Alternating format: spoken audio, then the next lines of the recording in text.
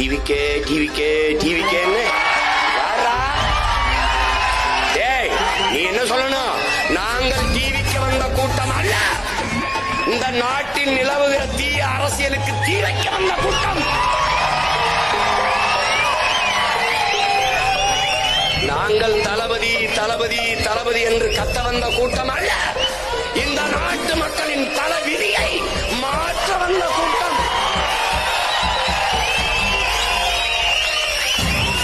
நாங்கள் தற்குறி கூட்டம் அல்ல, தத்துவ கூட்டம்.